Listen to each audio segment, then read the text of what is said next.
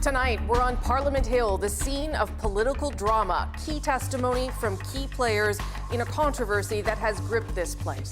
That is a fact, and facts are very stubborn things. The Prime Minister's former top aide contradicting the former Justice Minister on the SNC-Lavalin affair. What are you insinuating? I'm not insinuating anything. I'm saying you are flat insinuating. out. What are you I'm insinuating? asking you who wrote that for. Combative testimony from Ottawa's top bureaucrat denying undue pressure.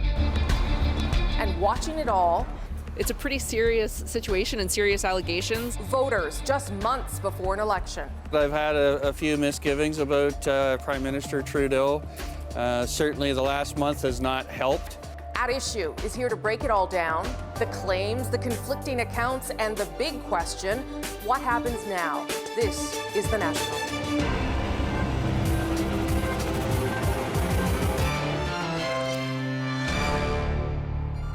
I'm here in the West Block in the foyer of the new House of Commons after another gripping day in Ottawa. There's no word yet from Prime Minister Justin Trudeau, but his former principal secretary has spoken. Gerald Butts was at the heart of Jody Wilson-Raybould's account of the pressure she felt to shield SNC-Lavalin from a criminal trial. Butts' testimony today told a different tale, and David Cochrane has the contradictions. Out of the back room into the spotlight to counter the testimony of his one-time political ally. What happened last fall is in fact very different from the version of events you heard last week.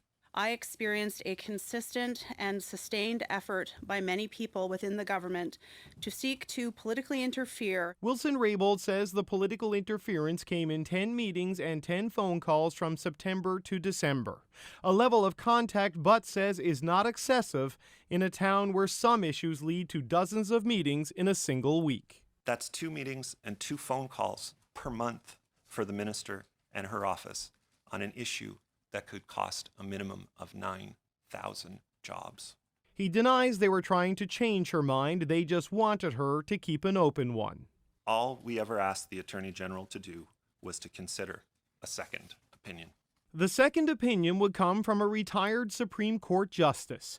Wilson-Raybould says this was pitched to her multiple times, even after she said no. In my view, the communications and efforts to change my mind on this matter should have stopped. In fact, I learned for the first time while watching the former Attorney General's testimony that she had made a final decision on the 16th of September. Butts says Wilson-Raybould never told the Prime Minister in writing the matter was closed, never said she was being pressured or that people were acting improperly. If this was wrong, and wrong in the way it is alleged to have been wrong, why are we having this discussion now and not in the middle of September, or October, or November, or December? If the matter was truly closed, Butts says there were no obvious signs. Wilson-Raybould still solicited meetings where SNC came up, including a December 5th dinner with him. Minister Wilson-Raybould solicited the meeting with me.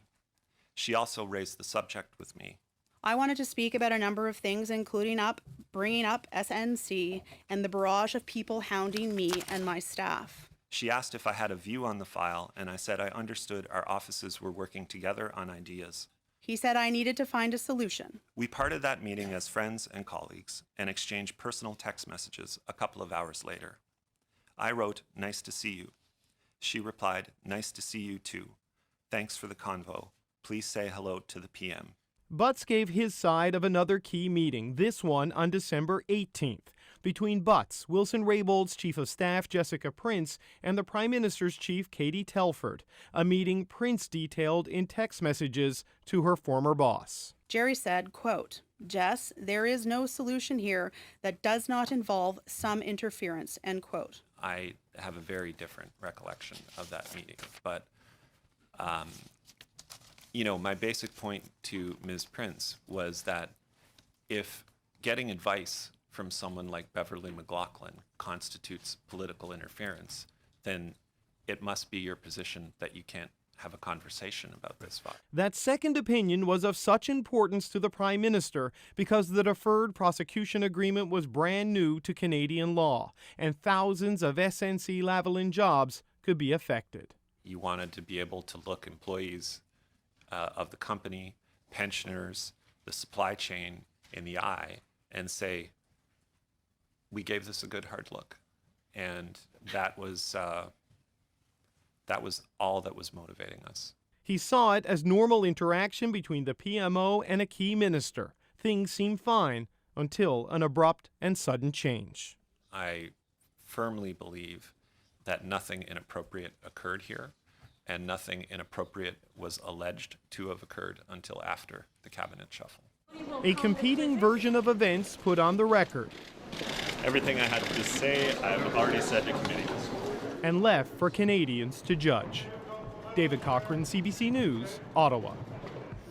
Okay, obviously we were watching gripping testimony today. How did Jerry Butts come across? Well, you know, Rosie, Jerry Butts can be a fiery and competitive guy, and there was some concern in Liberal circles that Jerry Butts could show up at committee today. Instead, we saw this very calm, measured, and respectful appearance in which he laid out a competitive, competing interpretation of the facts for Canadians to judge. So he pushed back without personal attacks against Jody Wilson-Raybould. The exception sort of being that clip we played right at the end where he insinuated that none of this was a problem until she was being moved from the Ministry of Justice and the cabinet shuffle, suggesting this was more about sour grapes and things like the Shawcross doctrine. So that could provoke a reaction, but no reaction tonight from the Prime Minister's office. They're tight-lipped tonight on what the reaction is to this, though we will hear from Justin Trudeau at length tomorrow, a 7:45 a.m. news conference here in Ottawa, where he's going to respond to the testimony and take questions at length about this entire issue. Okay, get to bed then. I'll see you tomorrow. Thank you. Few are closer to Justin Trudeau than Gerald Butts. They go back decades. His resignation last month was a key moment in all of this. This was his account of why. I was put in the position where I had to ask my colleagues to fight another colleague over accusations a colleague was making. And I think that put the Prime Minister in an impossible position, given the nature of our friendship. Now, Butts said he didn't want to force Trudeau to choose or even appear to choose between a minister and a friend.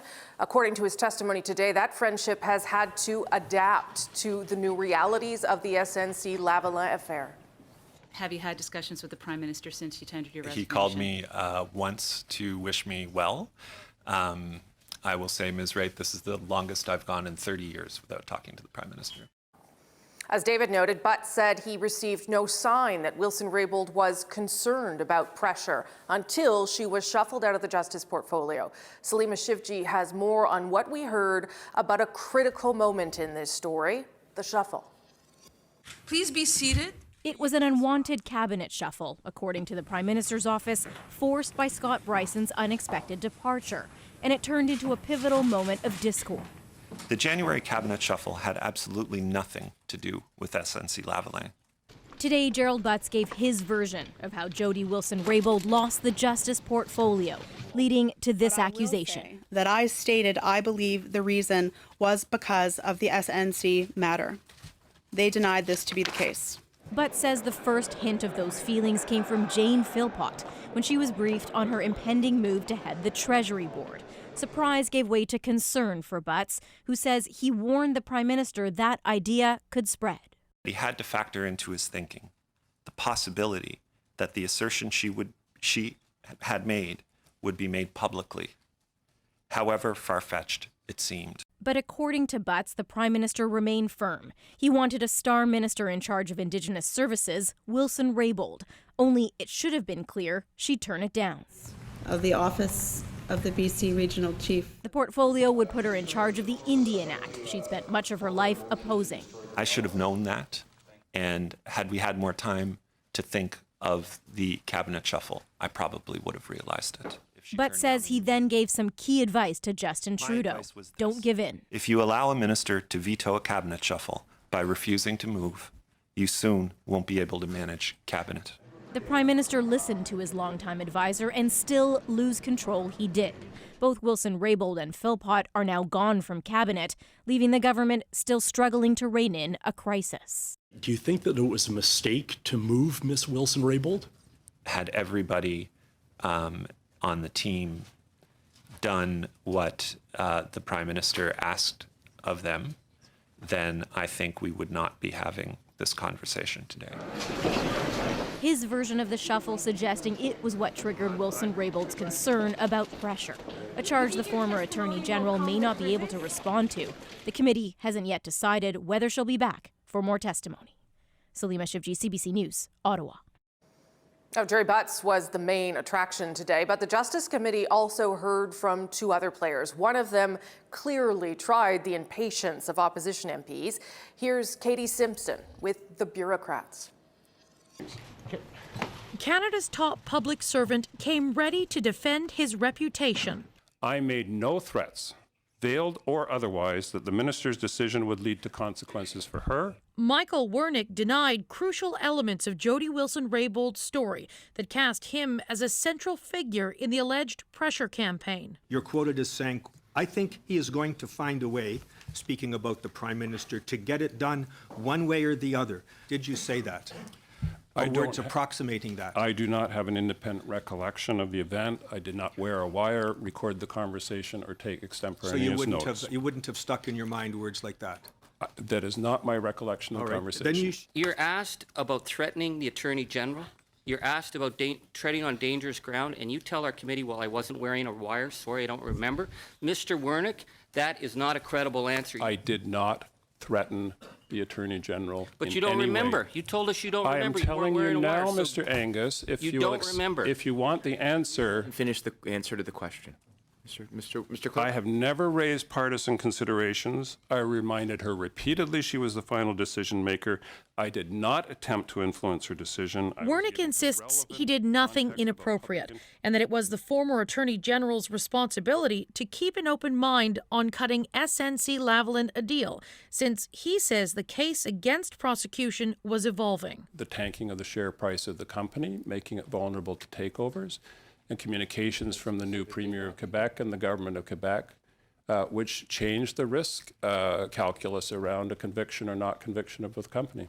Wilson-Raybould testified last week she'd made up her mind by September 16th not to grant the company a deferred prosecution agreement, a decision that was so set in stone, her former deputy minister said today that Wilson-Raybould issued an order to keep a report on the consequences of a conviction secret from the Privy Council office. Did you provide that report to the Privy Council office? No, I didn't. Why did you not provide that report to the Privy Council office? Because I knew my minister was not, comfortable for us continuing those conversations, and I was instructed not to send it. That, of course, triggers the question, why did Jody Wilson-Raybould not want to share that report? We asked, and she responded with a statement citing the same confidentiality rules that outline what she can and can't say, Rosie. Okay, but you've been speaking to sources close to the Prime Minister. What are they saying about that report?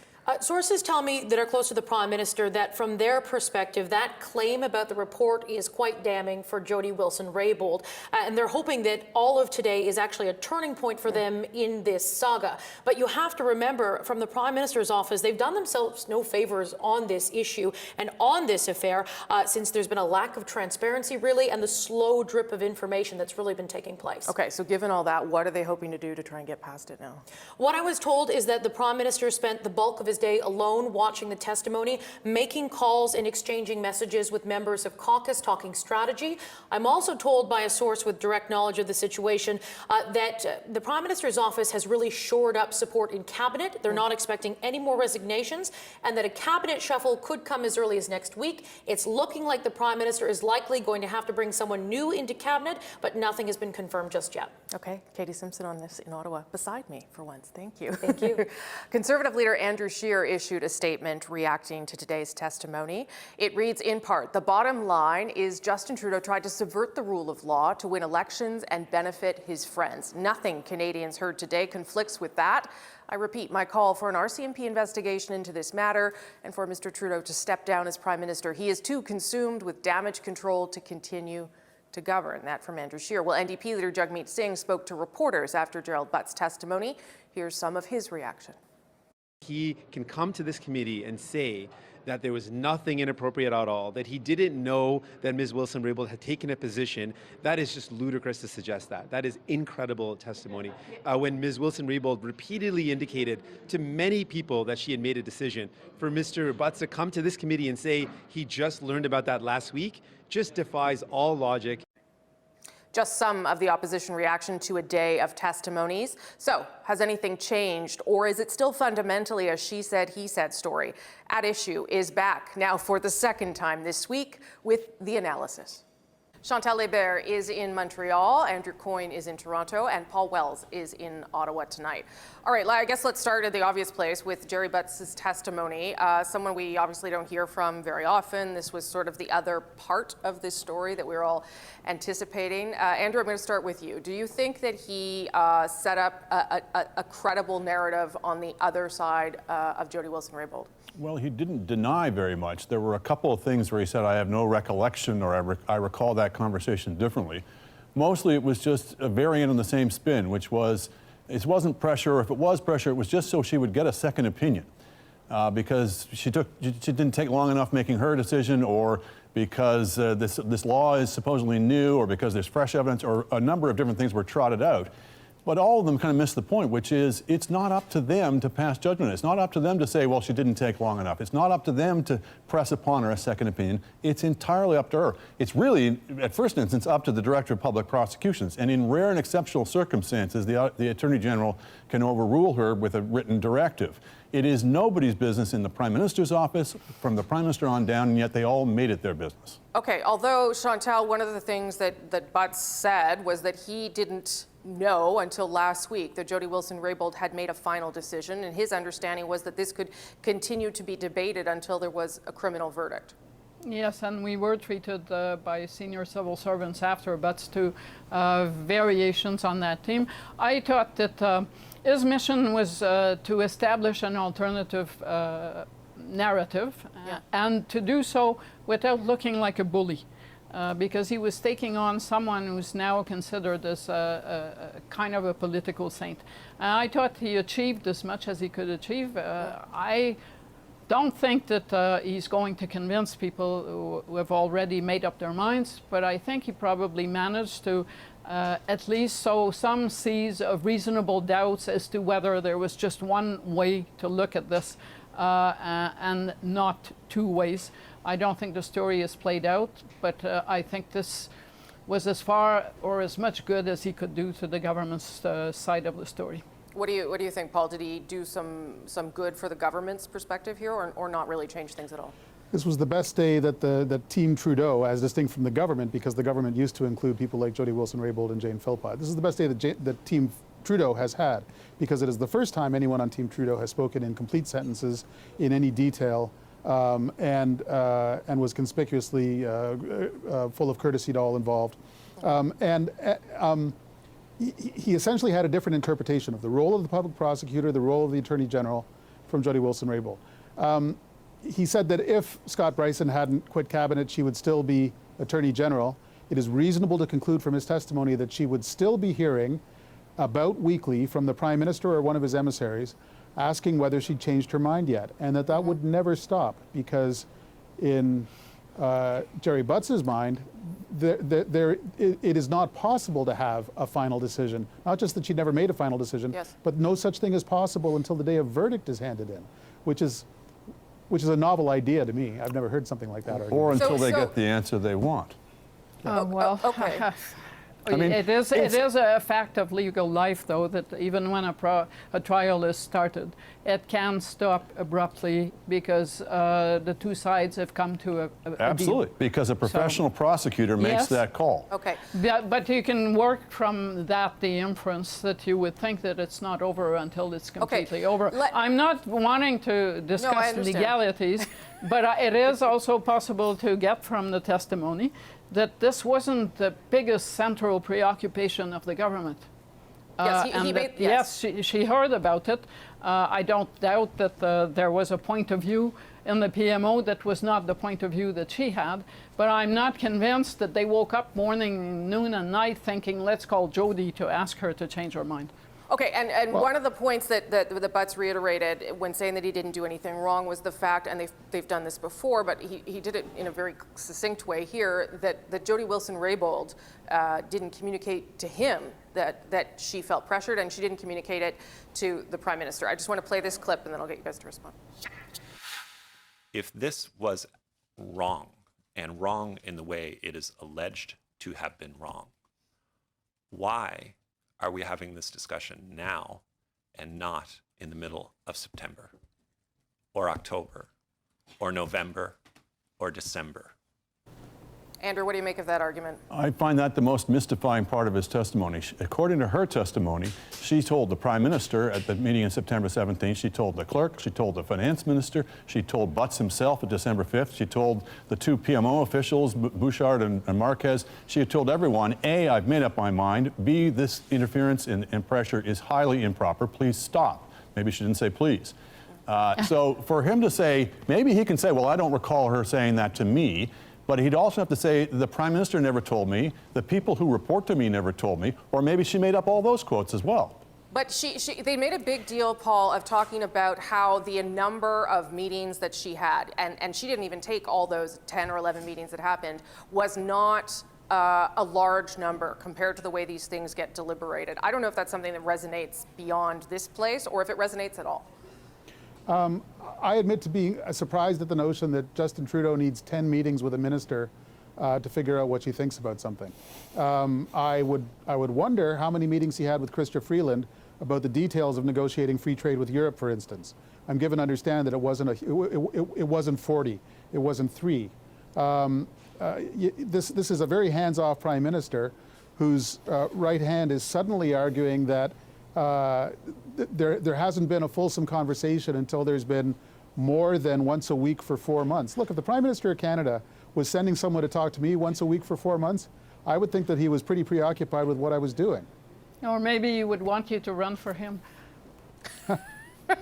So where does this leave us at the end of the day? I mean, between what Butts said, which certainly was, got more attention, and Wernick and the Deputy Minister Drouin, where does that leave us now, Chantal? Well, you've got the Prime Minister tomorrow giving a news conference. Apparently, it's, I guess, an open-ended exercise time-wise, and he is planning to take the time to answer questions before flying off somewhere.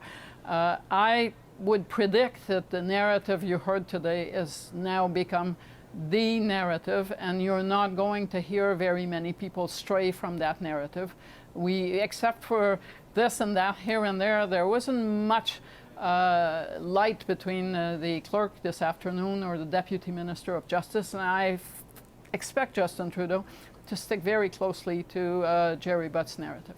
What do you think, Andrew? Where does this go? Well, I'd like to see where it goes is in the committee, where we've now heard from Wernick twice. We've heard from Butts rebutting Jody Wilson-Raybould on matters in which she was not allowed to speak, including. So are we going to hear back from her? Apparently not. Are we going to see the emails and texts between the principal players to validate this contention that nobody told Jerry Butts anything? Apparently not, according to the committee. Are we going to hear from Jane Philpott or any of these other officials who have had something to say either according to Jody Wilson-Raybould or have said it publicly? Are we going to hear testimony from them? They're not in the witness list yet. So it's all very well for the Prime Minister to have some kind of semi-contrition statement tomorrow. But what we'd like, I think what the public deserves to hear is some facts and some documents and some testimony from the players involved, none of whom at this point are the committee shows any signs of calling. Yeah, although Jody Wilson-Raybould did say today, I'm willing to come back. I'm willing to say more if they'll let me. I'm willing to, go beyond the waiver if they'll let me. So, Paul, though, is the goal tomorrow and beyond this, I guess the hope would be that it just, goes away? Governments always help themselves when they present a case rather than refusing to present a case. Today was substantially better for Trudeau's case than the last month has been, and I suspect he'll improve his case tomorrow. There's a lot of people who want to believe him, and he's giving them a chance to. But I don't think Andrew's going to get his wish. I think the committee is essentially going to shut down its proceedings pretty quickly, and in a month, this will be a few lines in campaign speeches where Justin Trudeau will say, look, I cared about 9,000 jobs. I don't know what these other people care about. The one thing that I was thinking remains is what to do with these two now MPs who remain in caucus. And that is the one sort of thing that could still get lit, I guess, if he has to make a decision somehow, Chantal. I think that it would probably be very counterproductive for the Prime Minister to what's the sentence? Keep your friends close and your enemies closer, to martyr two leading or formerly leading persons in his caucus by expelling them. I think he might as well just have them stay and try to get some glory out of entertaining a diversity of views. But I don't know. Okay, I'm going to leave it there. Thank you. Thanks, Paul, for being here twice this week. Chantal and Andrew, I will see you tomorrow. Before we go, be sure to subscribe to At Issue, the podcast. Look for it on iTunes, any major podcast app, our website, cbcnews.ca/The National. And as I said, At Issue, we'll be back tomorrow for what... So it was and is the Attorney General's decision to make. It would, however, be Canadians' decision to live with. Specifically, the 9,000 plus people who could lose their jobs, as well as the many thousands more who work on the company's supply chain. We heard that claim once again today as the Prime Minister's former top advisor gave his long-awaited testimony. If the engineering firm SNC-Lavalin is successfully prosecuted and then barred from federal contracts for 10 years, Canadians across the country will pay with their livelihoods. Well, Diana Swain, our senior investigative correspondent, looked into the jobs. 9,000 jobs on the line, says the government. But how realistic is that? This construction analyst suggests not very. I think that they're playing the worst case scenario, but I don't necessarily think it is necessarily a likely scenario. That's because SNC-Lavalin is already involved in billions of dollars of projects in Canada that won't be finished for several years. It's also in the final phases of bidding for other large contracts, like refurbishing the Pattullo Bridge in Vancouver. And those massive provincial projects would still be available to SNC, even if it's shut out of federal contracts. In other words, potentially lots of work still to be had in Canada for the company and its employees, even without a deferred prosecution deal. How do you walk away from that just because the federal government says, well, we're shutting the door to you for 10 years? Interestingly, in a recent conference call with shareholders, SNC's CEO, Neil Bruce, was asked how worried he was about losing access to federal work in Canada. We've got plenty of opportunities to grow the business outside of Canada. But we're also committed to the Canadian, to the Canadian market. And the lack of a deal here isn't even the company's biggest problem right now, which introduces another intriguing political angle to the SNC story. In late January, it revealed to shareholders it had suffered an operating loss of $1.3 billion in 2018, compared to a profit the year before. It said its oil and gas business in Saudi Arabia in particular had been hurt in part because of difficult intergovernmental relations between Canada and Saudi Arabia. That's a reference to all that's happened since last summer, when a tweet from Global Affairs Minister Chrystia Freeland infuriated the Saudi government. Relations haven't recovered. Neither has SNC-Lavalin's share price, which has fallen sharply in recent months. So, Diana, there's been this suggestion that SNC-Lavalin would have been so frustrated it would move its headquarters out of Quebec to somewhere like the UK, for instance.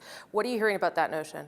Well, that's where its largest subsidiaries are based. In fact, it has more employees there right now than here. And one imagines the British government might offer all kinds of incentives to get it there. It could use the good news headlines. But would it make sense for a global company like SNC-Lavalin, which frequently works across borders, to go to a country that hasn't quite figured out what its future relationship will be with any country in the EU? Perhaps not. And it's previously committed to stay here until at least 2024 under a loan agreement. Which brings us back to the question of jobs. And asked today, none of those who testified in Ottawa could pinpoint exactly where this idea that 9,000 jobs could disappear even originated, though we've certainly all heard a lot about that idea in the past month. Another good question for the Prime Minister tomorrow. Diana, thanks for this. Thank you.